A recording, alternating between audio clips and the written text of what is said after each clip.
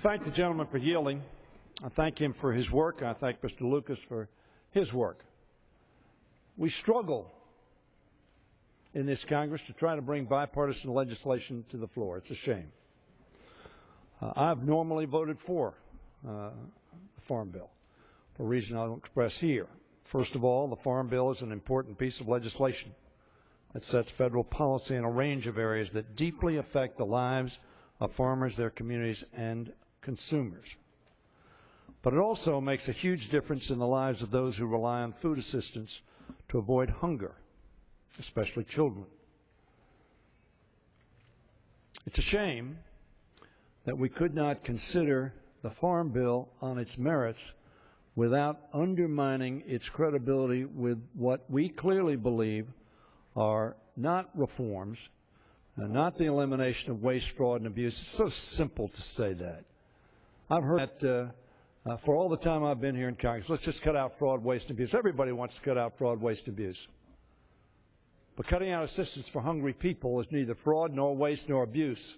Well, it may be abuse.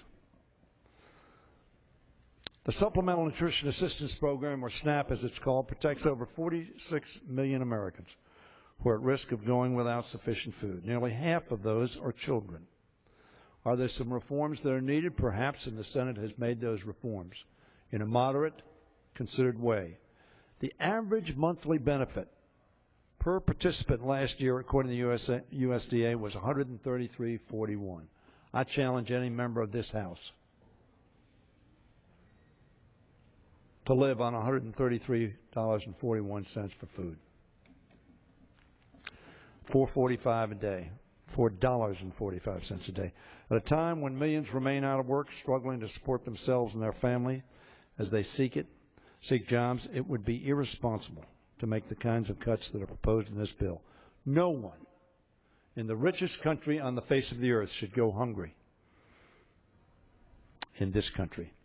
Yet that's exactly what this bill would do, slashing $20.5 billion from the Supplemental Nutrition Program and putting 2 million Americans, 2 million of our fellow Americans, at risk. Feed the hungry. Clothe the naked. Give shelter to the homeless.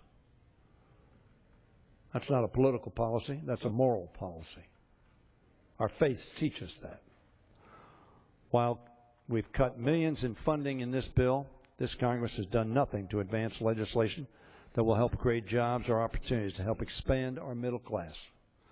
While it's important that Congress provides certainty to the agricultural community, which I support, this unbalanced bill takes the wrong approach on these cuts to SNAP.